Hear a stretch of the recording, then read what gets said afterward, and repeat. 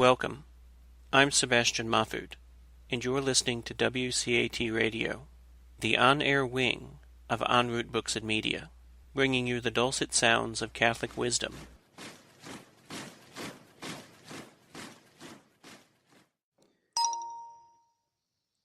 Hello everyone. This is Father Andrew Mlele Mtaki. You are listening to WCAT Radio. Welcome to the show. I'll be your host today. I'm going to speak about family life. As you all know, today, the 30th day of the month of December 2018, is the last Sunday of the year, but it is also the first Sunday after Christmas. And on this day, the Church celebrates the feast of the Holy Family of Nazareth, the family of Jesus, Mary, and Joseph. And the primary purpose for celebrating this feast of the Holy Family of Nazareth, the family of Jesus, Mary, and Joseph, is to put before us this family as a model for all Christian families. The Holy Family of Nazareth is put before us as an example for us to follow. What comes to mind when you think of a family? What do you know about family life? How do you live your life in the family? Today is the day we think of all these questions. The word family has a natural appeal to most people and virtually to all human beings. It is a word which speaks in a language almost everyone can understand. Every encounter with this word leaves a particular impression on us. It reminds us of where we belong and who we are related to. We human beings are fruits of the family, be it a good or bad one, rich or poor. As human beings, we are not without our families. We need our families because we are all fruits of the family, and there is such a close link existing between us and our families. Every person we encounter is an essential part of what I would call the three cooking stones which make up a family, that is, father, mother, child, or children. These are the three cooking stones which make up a family. In Africa, in most of the places, we use firewoods to cook. And in order to support the cooking pot, you need three cooking stones, which are placed like a triangle, and they support the cooking pot, and you can cook your food using these three cooking stones. I look to the family the same way I look to the three cooking stones. The three cooking stones which make up a family are father, mother, and children. Every birth of a child creates a kind of a triangle, and it is from such a triangle that any society is born. Such is the first and mother community of all the others. We can live without a nation, but it is difficult, almost impossible, to live without a family. Whenever we speak or think of a family, we tend to have in mind the presence of a father, mother, and children. Parents with their children make up a family. This is the presence of people who are related by reason of consanguinity or by reason of blood. Yet, there is much more to this than the mere physical presence of persons. The physical presence of people in a family calls for union and communion, fraternity and brotherhood. It is in the family where everyone has a feeling of feeling at home, accompanied with a strong sense of being accepted. When you belong to a family, you have a feeling of being accepted, that you can be embraced. The way you are accepted in your family. In fact, a family is the place where when you have to go there, they have to take you in. Thus, in a family, everyone's presence is precious. This is important to note, if at all, any gathering of people who are related by reason of consanguinity is to be regarded as a family. Consequently, there is more to family life than the mere staying together. Beyond consanguinity is the bond of love that keeps people together and enables them to make a family. There is, therefore, a very big difference between a collection of individuals living under the same roof and a family. People can come together, they can stay in the same place, they can live in the same house, but they may not be connected. To make up a family, those who live together have to be connected. There has to be communion, something that brings them together and makes these people understand themselves as belonging to one another. So the idea of a family is very much connected to communion, to union, to fraternity, to brotherhood.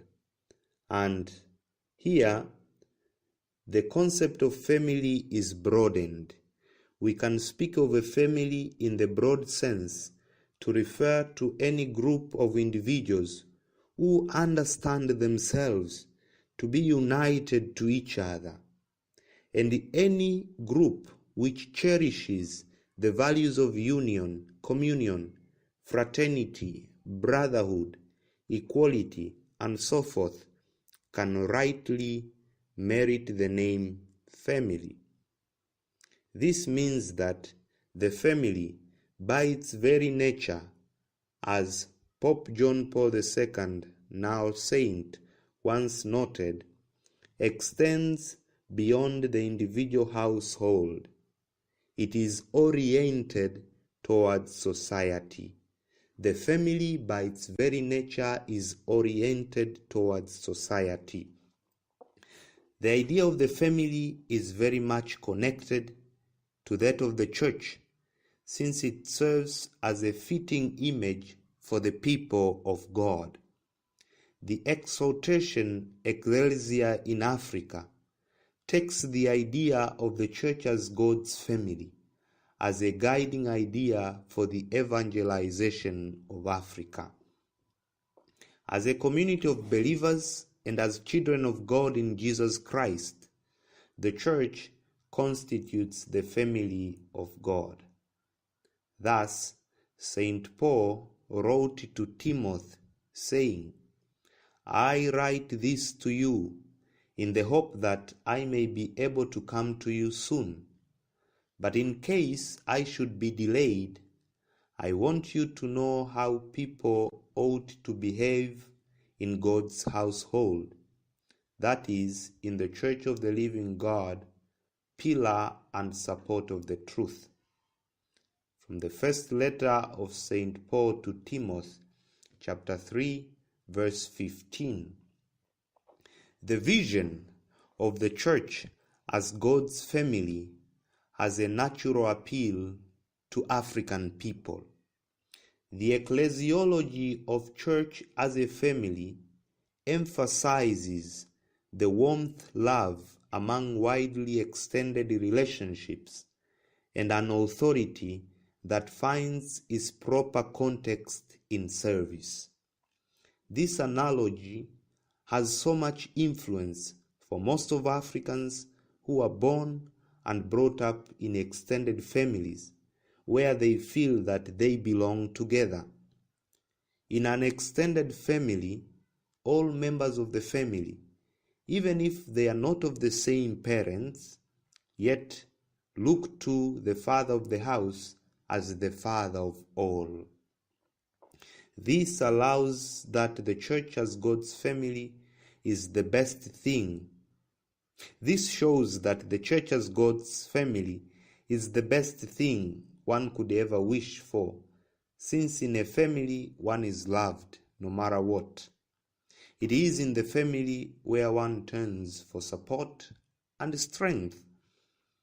It is in the family, God's family, the church, where even those who feel abandoned and alien in this world are welcomed and consoled, for they know that God, the Father of this family, is the Father of the fatherless, defender of widows, and He is the God whose abode is holy, who gives a home to the forsaken, who leads prisoners out to prosperity, while rebels live in the desert.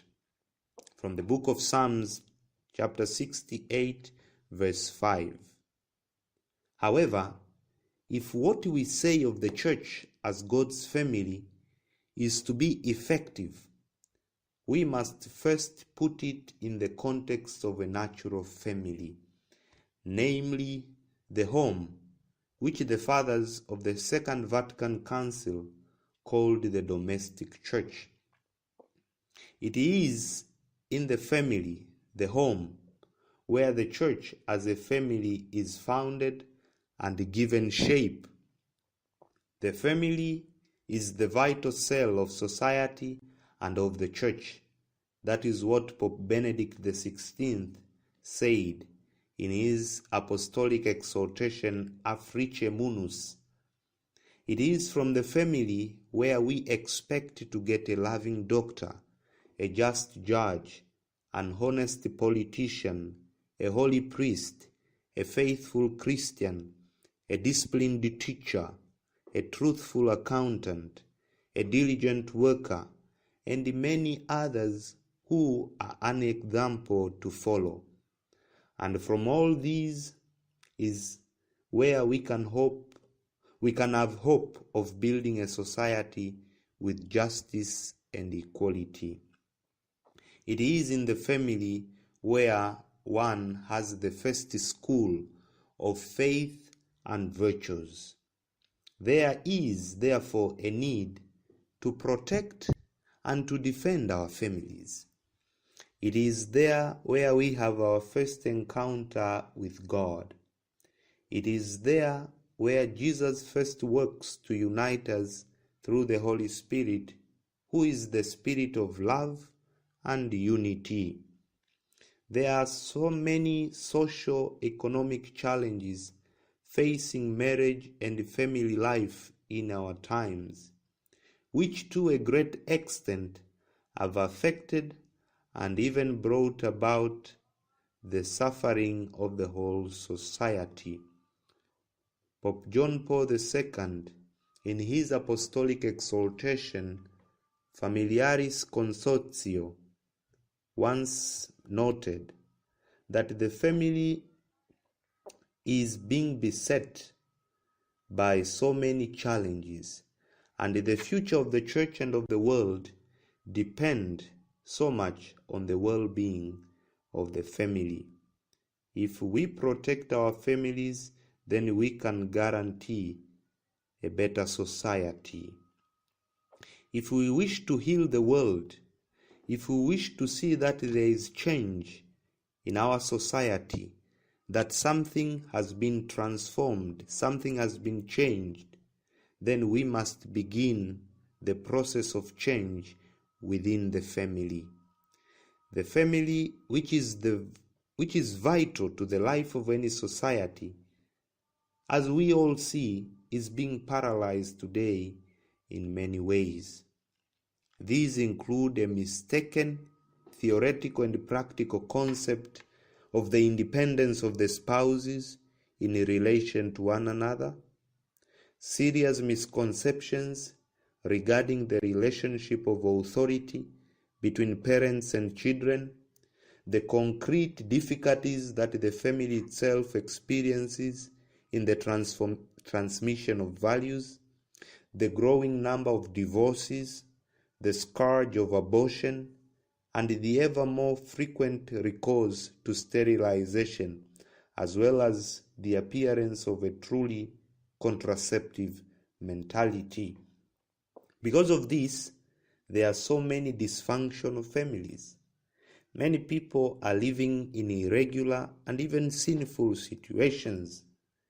In fact, holiness as a value is lacking in most of our families. What we are witnessing today in most places is that many marriages and families have become too ordinary and concern themselves only with essential pleasure, short-term comfort, and temporary happiness. We forget that no human being has the right to hold a monopoly on the institutions of marriage and family, since God alone is their fountain. We lack the understanding that marriage and family are institutions which can reach their perfection and attain their end only when they are built on the foundation of God alone, who is holy. The chaos we see in the world is first germinated in the family. That is where everything starts.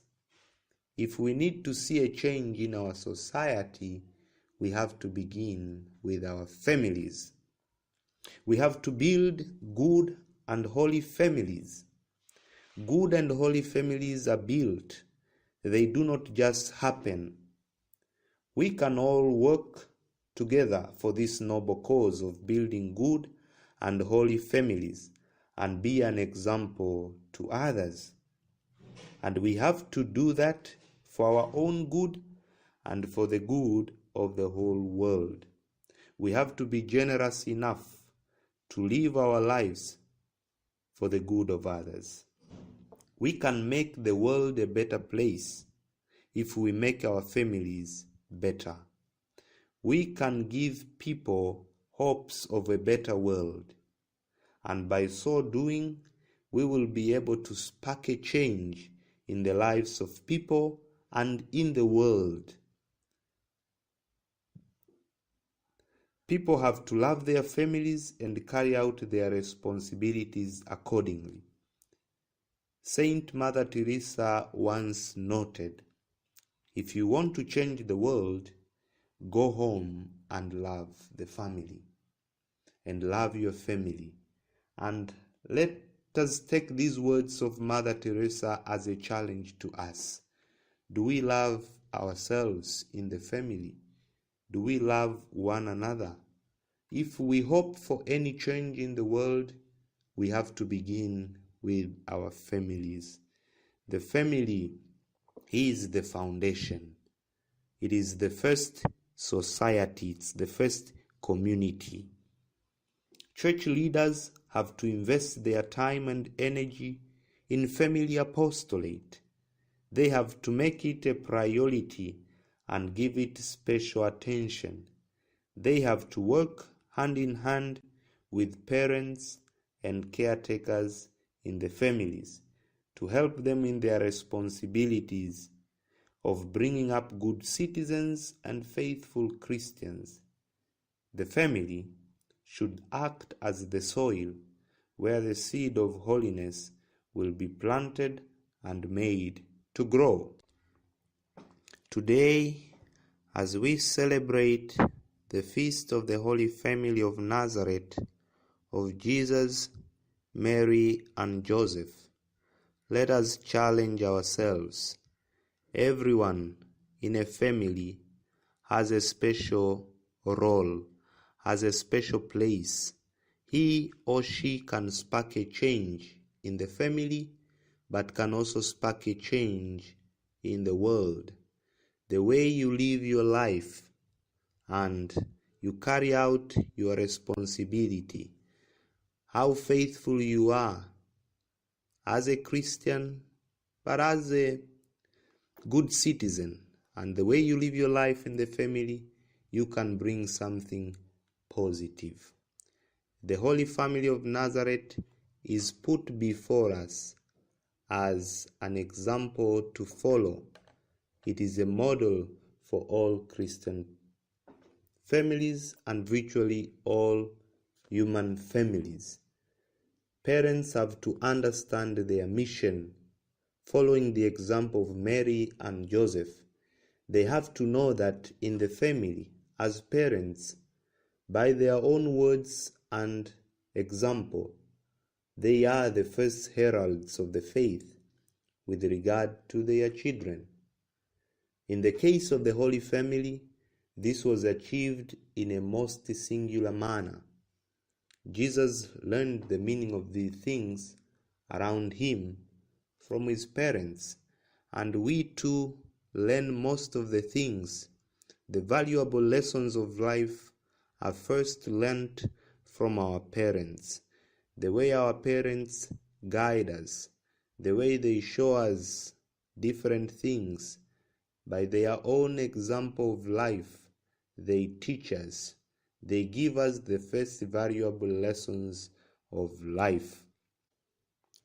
Today, let us remind ourselves, as Father Francis Fernandez in his book In Conversation with God once noted, that the family is the simplest and most basic form of society. It is the main school of all the social virtues. It is the seedbed of social life, for it is in the family that we learn to practice obedience, a concern for others, a sense of responsibility, understanding and mutual help, a loving coordination of essentially different characters. This becomes a reality, particularly in large families, which have always been praised by the Church. Indeed, it has been proved that the health of a society is measured by the health of its families. This is why direct attacks against the family are direct attacks against society itself, whose results are not long in making themselves felt. Today, let us pray for all families. We are all fruits of the family. We all come from the family. We are not without our families. And the idea of a family is broad. We can think of any group that cherishes the values of union, communion, fraternity, brotherhood, equality. That group can merit the name family. So we can think of the church as a family. We can think of all the world as a family, if only we cherish such values. Let us pray for parents who have a responsibility to raise up their children, that they may raise good citizens and faithful Christians. By their own word and example, they may try to show the way to their children. And let us pray for all the children and all people who together make up a family, that they may all cherish this gift of being a family. Thank you. Habari mpenzi msikilizaji wa WCAT Radio. Karibu. Leo utakuwa nami Padre Andrew Mlele Mtaki, na ninatuzungumzia juu ya maisha ya familia. Kama unavyofahamu, leo tarehe 30 ya mwezi Desemba mwaka 2018 Ndiyo Jumapili ya mwisho ya mwaka, lakini pia ni Jumapili ya kwanza baada ya kuadhimisha sherehe ya Noeli, kuzaliwa kwake Bwana wetu Yesu Kristo.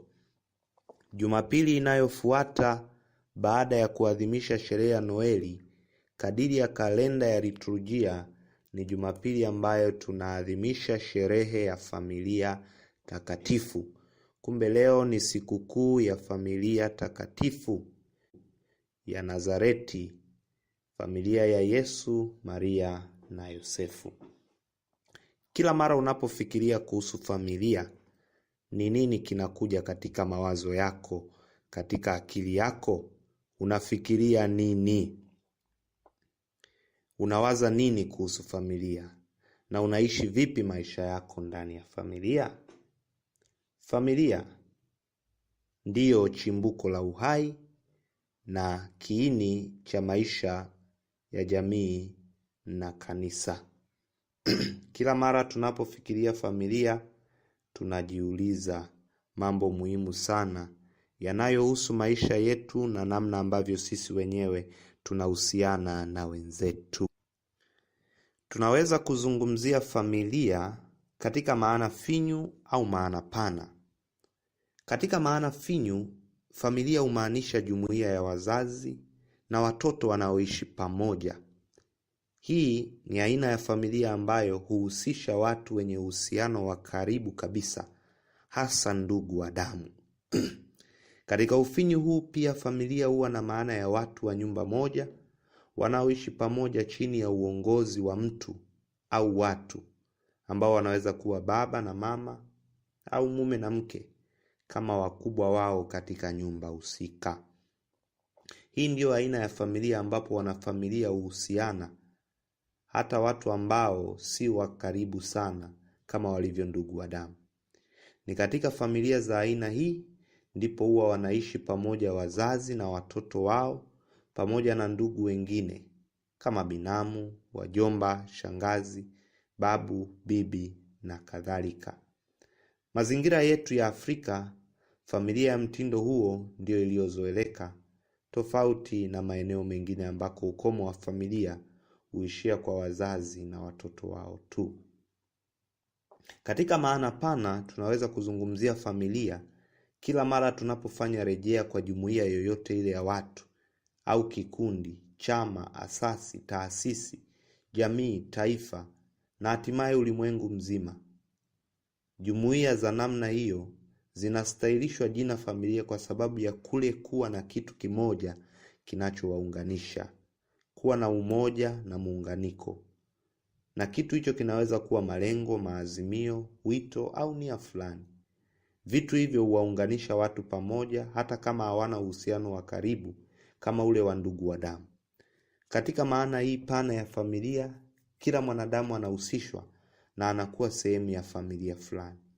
Kumbe basi kila mara tunapozungumzia familia, tunakuwa na mawazo ya umoja, ushirika, mshikamano, muungano, makubaliano, mahusiano, undugu, kufaana, upendo na kadhalika. Maisha ya familia ni zaidi ya kuishi chini ya paa moja au kufahamiana. Maisha ya familia yanahusisha kupokeana, kusaidiana, kutiana moyo, kubebana, kuongozana na mengine mengi kama hayo. Watu wanaweza kuishi chini ya paa moja lakini wasiwe familia. Watu wanaweza kukaa pamoja lakini wasiwe wameunganika kama familia. Watu ili waweze kuitwa familia wanahitaji kuwa na muunganiko mkubwa kati yao, kuwa na ule umoja, kujiona kabisa kila mmoja anamhitaji mwenzake, anampokea mwenzake katika umoja huo na anafurahia kuwepo katika umoja huo. Sisi sote wanadamu ni matunda ya familia. Haijalishi ni familia nzuri au mbaya, kwasi au duni.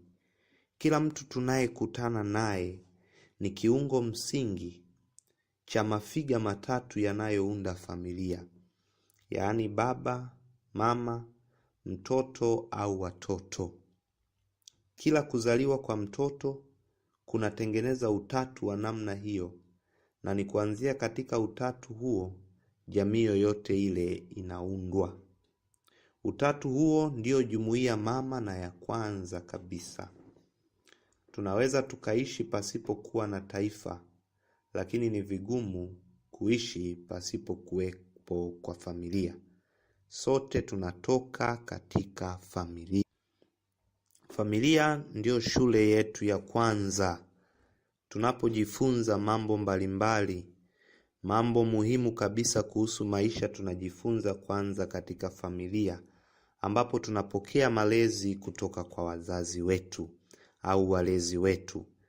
Hapo ndipo wazazi wanachukua jukumu zito kabisa la kuwaandaa watoto kwa maisha yao ya baadaye. Malezi yanaanzia katika familia na ni wajibu wa kwanza walionao wazazi kwa watoto wao. Kwa kweli kuzaa watoto ni jambo moja ambalo huja na wajibu mwingine mkubwa wa kuwatunza watoto, kuwafundisha na kuwaelimisha mpaka wakue na kufikia ukomavu katika ujumla wa nafsi ya mtu. Kila mzazi anapaswa daima kuongozwa na neno lile lisemalo, mfunze mtoto wako namna ya kuishi vizuri, naye hata isahau njia hiyo hata uzeeni. Ndivyo tunavyosoma katika kitabu cha Methali sura ya 22 aya ya 6. Malezi ya wazazi kwa watoto wao si nadharia za kufikirika tu, bali yanadai mfano bora wa matendo kutoka kwa wazazi wenyewe. Wao watawafundisha watoto wao kwa mfano wa maisha yao wenyewe. Wazazi wanaposhindwa katika hili au lile, wanakuwa sababu ya kwanza kabisa ya watoto wao kuharibika. Maana watu hutambua mti kutokana na matunda yake. Ni wazi kwamba watu hawachumi tini katika michongoma, wala hawachumi zabibu katika mbigili. Kumbe basi wazazi nao lazima wajilee vizuri, maana akili na mitazamo ya watoto wao ni kama karatasi safi ambazo hazijaandikwa bado, au kanda ambazo hazijarekodiwa chochote bado. Wazazi ni watu wa kwanza kuandika katika karatasi hizo au kurekodi katika kanda hizo. Ni kutoka kwa wazazi ndipo mtoto anapata picha yake ya kwanza kuhusu ulimwengu. Ni katika familia ndipo dawa au sumu ya jamii inatengenezwa. Kumbe basi kile ambacho wazazi watawapatia watoto wao, kiwe ni chema au kibaya, kitawahusu watoto wao moja kwa moja na kitaihusu jamii yote. Familia inayojilea vizuri ni baraka kwa jamii. Wazazi wanapaswa kuwafundisha watoto wao tunu mbalimbali za kiutu, kijamii na kidini. Watapaswa kuwahimiza watoto wao kuchochea karama na fadhila mbalimbali katika maisha yao. Na hivyo kutoka kwa wazazi, mtoto atajifunza stadi mbalimbali za kazi, maarifa ya jamii na maisha ya imani.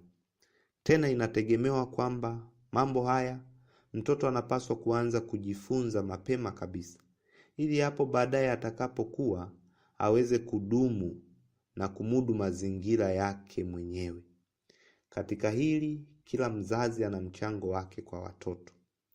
Mathalani mtoto wa kike tokea akiwa mdogo atajifunza kutoka kwa mama yake kazi mbalimbali kama vile upishi, kufanya usafi na mengine mengi ambayo katika mila na desturi za watu wao wanazifanya.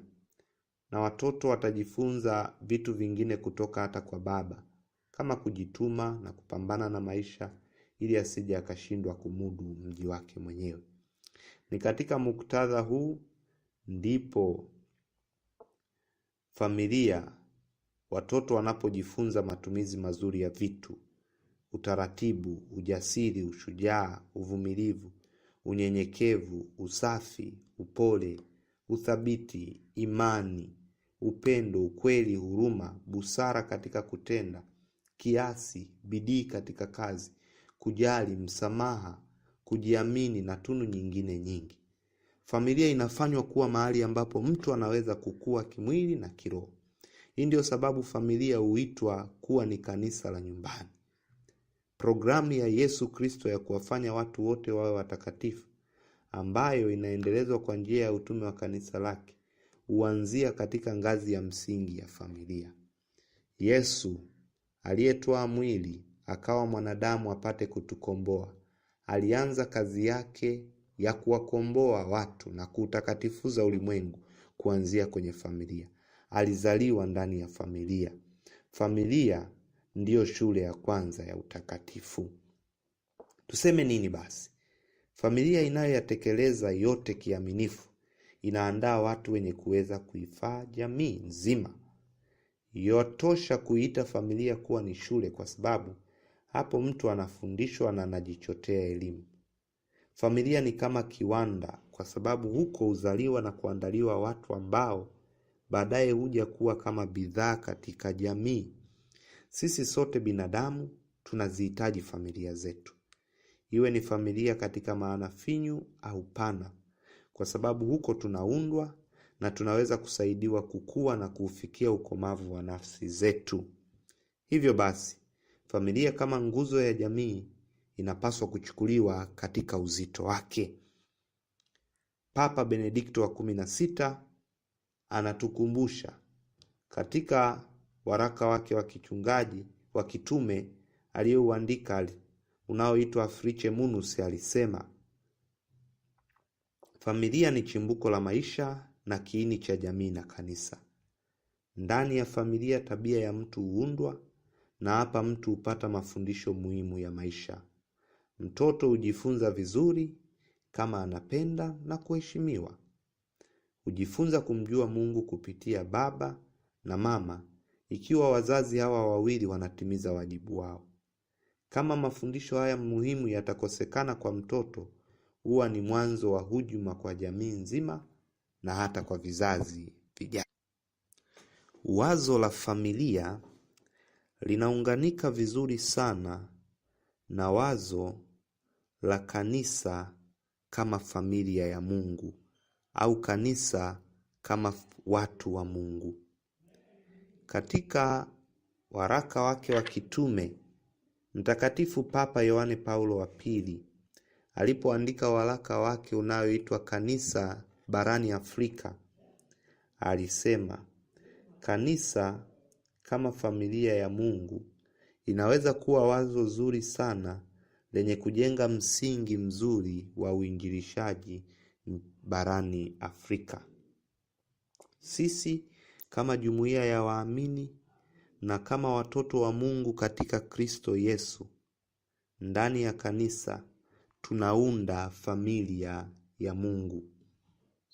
Ndivyo ambavyo basi Mtume Paulo anapomwandikia Timotheo katika waraka wake wa kwanza sura ya 3 aya 15 akisema, ninakuandikia barua hii nikiwa na matumaini ya kuja kwako hivi karibuni. Lakini kama nikichelewa, basi barua hii itakufahamisha mwenendo tunaopaswa kuwa nao katika nyumba ya Mungu, ambayo ni kanisa la Mungu aliye hai na ambalo ni nguzo na msingi wa ukweli. Kanisa ni nyumba ya Mungu. Kanisa ni familia ya Mungu. Na wote ambao tunaunda sehemu ya hiyo familia ya Mungu kwa imani yetu katika Kristo Yesu, tunajitambua kuwa familia ya Mungu. Tunaunganika, tunakuwa wote watoto wa Mungu. Katika Zaburi ya 68 aya ya 5, tunaona Mungu ambaye ni baba wa familia hii anajieleza kuwa ni baba wa yatima na mlinzi wa wajane. Ni Mungu ambaye huwapa fukara makao ya kudumu, huwafungua wafungwa na kuwapa fanaka, lakini waasi wataishi katika nchi kame. Hata hivyo, ili wazo la kanisa kama familia ya Mungu liweze kushika mizizi na kueleweka vizuri na kuwa na maana hata kwetu, lazima tuliweke katika muktadha wa familia ya kawaida, familia ya asili, familia ambayo mababa wa Mtaguso wa Pili wa Vatikano waliita kuwa ni kanisa la nyumbani. Kama tunavyosoma katika hati ya kanisa ulimwenguni, tunavyosoma katika hati hizo za mtaguso wa pili wa Vatikano. Ni katika familia ya asili ndipo tunaweza tukapata watu ambao wanaweza kuunda jamii yenye haki, lakini vile vile wakaunda familia ya Mungu, kanisa ambalo linatoa mfano mzuri wa mwenendo wa imani na maisha ya fadhila. Kwa sababu katika familia ya kawaida, familia ya asili ambayo sisi sote tunatoka, sisi sote tukiwa ni matunda ya familia ile ya asili, huko ndiko ambako tunaweza tukampata daktari mwenye upendo, tunaweza tukampata hakimu mwenye haki, tunaweza tukampata mwanasiasa mwadilifu, tunaweza tukampata padre mtakatifu, tunaweza tukampata Mkristo mwaminifu, tunaweza tukampata mwalimu mwenye nidhamu, tukampata hata mhasibu mkweli, tukapata mfanyakazi mwenye bidii, na watu wengine wenye kutoa mifano mizuri ya maisha ya fadhila. Tunawapata wote kuanzia kwenye familia. Na kutoka kwa hawa ambao wanatoa mifano mizuri na wanaotoka katika familia, ndipo tunaweza tukawa na matumaini ya kujenga jumuiya yenye haki na usawa. Kumbe tunapaswa kuzilinda na kuzitetea familia zetu za asili, kwa sababu ni katika familia zetu za asili ndipo tunapokutana kwanza na Mungu. Hapo ndipo tunapojifunza imani. Ni hapo ndipo Kristo anapofanya kazi ya kutuunganisha sisi sote kwa njia ya Roho Mtakatifu, ambaye ni roho wa upendo na umoja. Zipo changamoto nyingi sana ambazo zinaikumba familia zetu za siku hizi, katika nyakati zetu hizi. Na changamoto hizo zimeathiri sana maisha yetu kuanzia kwenye familia, zimeleta mateso katika familia zetu, katika jamii nzima. Na kama sisi tunataka kuleta mabadiliko katika jamii yetu, tuanze kwanza kwa kuziponya familia zetu. Tuanze kwanza kwa kuleta mabadiliko kwenye familia zetu. Tuanze kwanza kwa kuleta upendo, huruma, msamaha, maelewano, maridhiano katika familia zetu. Familia ambayo ni kiini cha jamii na kanisa na chimbuko la uhai zimepata changamoto kubwa sana wakati wetu. Familia nyingi zimepigwa ganzi kwa namna nyingi. Kwanza kutokana na mtazamo hasi walionao watu kuhusu maisha ya uhuru kati ya watu au wachumba wanaoishi pamoja. Lakini vile vile kutokana na kukosekana kwa uelewa sahihi juu ya mamlaka walionayo wazazi kwa watoto wao.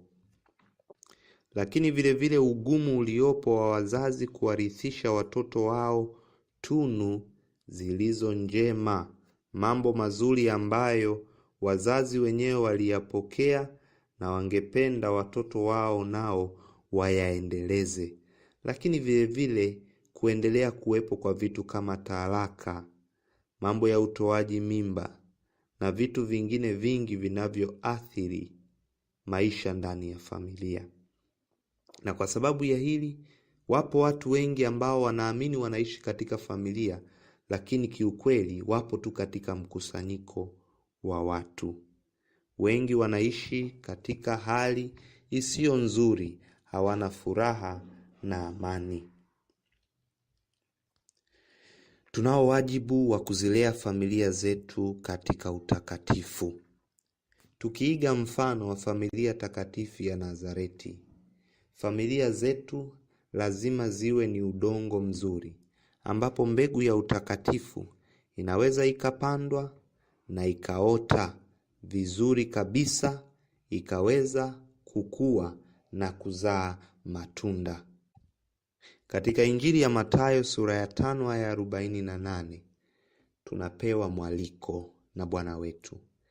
Tuwe watakatifu kama Baba yetu wa mbinguni alivyo mtakatifu. Tukikumbuka kwamba sisi wote ni matunda ya familia, tunatoka kwenye familia, tunaanzia kwenye familia, ndiko tunakojifunza mambo mengi katika familia zetu. Tunaweza tukaanza bidii ya kujilea katika utakatifu kuanzia kwenye familia. Mbegu hiyo ikipandwa kuanzia kwenye familia itaweza kuzaa matunda. Tukijitahidi kuiga mfano mzuri wa familia takatifu ya Nazareti ya Yesu, Maria na Yosefu, kwa kumpa Mungu nafasi ya kwanza, kila mmoja kushika nafasi yake vizuri, kutimiza wajibu kadiri anavyopaswa na vile anavyopaswa kuenenda na kutenda, basi tunaweza tukaona kabisa kwamba kuna kitu kizuri kinakuja. Tukitaka kuona kuna mabadiliko katika familia zetu na katika jamii zetu, basi tuanze kwa kuziweka familia zetu katika mahala sahihi, mahala zinapostahili kuwepo, ili ziweze kuitikia mwito zinaopewa na muasisi wake, yani Mungu mwenyewe. Utakatifu unaonekana kuwa mtihani mgumu sana kwetu, lakini ndio bado unabaki kuwa usalama wetu katika kila kitu. Leo hii tunapaswa kufanya maamuzi magumu kuhusu maisha yetu, kama kweli tunataka kuona mabadiliko yanakuja katika jamii zetu. Ni lazima tuamue ni nini tunataka, kati ya moto au baridi, baraka au laana, uzima au mauti. Tusidanganyike kwamba tunaweza kusimama katikati au kuwa vuguvugu na bado tukawa salama. Lazima tueleweke wapi tumesimama, ama sivyo hatutafika popote. Maamuzi hayo ndiyo yatakayotupatia dira na kuunda mustakabali wetu. Lakini sehemu sahihi ya kufanya maamuzi hayo ni katika familia zetu. Mama Teresa wa Calcutta aliwahi kusema, unataka kuubadilisha ulimwengu? Basi nenda nyumbani na ukaipende familia yako. Mabadiliko yoyote yale katika jamii yanaanzia kwenye familia. Haitatufaa kitu sana kama tutawekeza nguvu nyingi katika kuunda wanasiasa waadilifu au mahakimu watenda haki, ikiwa tunasahau kuunda familia zilizo takatifu. Ni kazi bure na ni hasara kuziba matundu ya panya kwa vipande vya mkate. Tukitaka kuleta mabadiliko ya kweli katika jamii yetu, basi tuanze na familia zetu. Ni aheri kukitakasa kwanza chanzo cha maji mara moja, kuliko kutengeneza machujio makubwa ya kuchuja maji kila mara. Tuwe wakamilifu na watakatifu kwanza katika familia zetu, nasi tutaona maajabu ya jinsi jamii yetu itakavyobadilika. Tukibadilisha familia zetu, tutaweza kuleta mabadiliko katika jamii yetu. Kila mmoja kwa nafasi yake atambue wajibu wake. Wazazi wajue utume wao, wakiiga mfano wa Maria na Yosefu, ambao kwa maneno na kwa matendo yao walitoa mfano mzuri wa maisha. Wazazi nao kwa maneno na kwa matendo yao wanatoa mfano mzuri wa maisha kwa watoto wao. Wao wakifundisha kwa maneno, wanaweza vile vile kufundisha kwa matendo. Watoto wakajifunza vizuri kutoka kwao.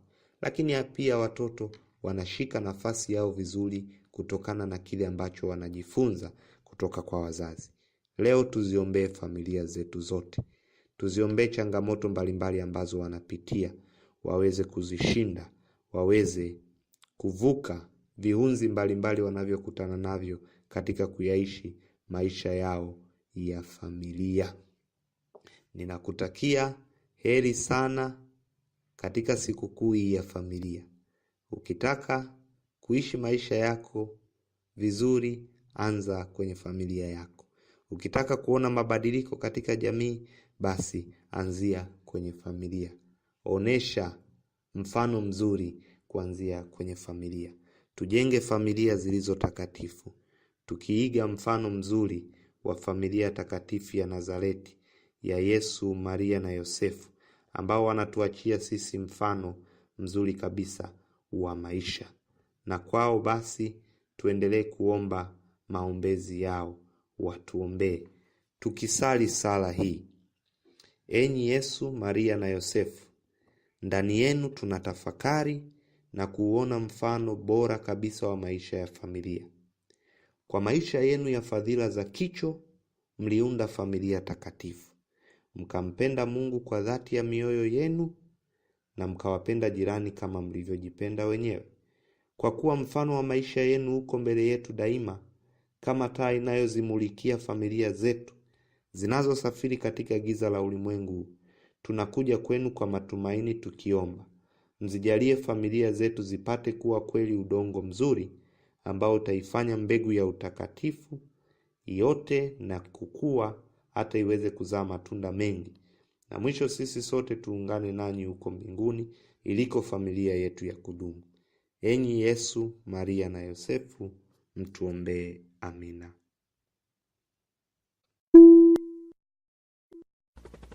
We hope you enjoyed the program and will join us back for another show on WCAT Radio. This is Sebastian Mahfood. Good day.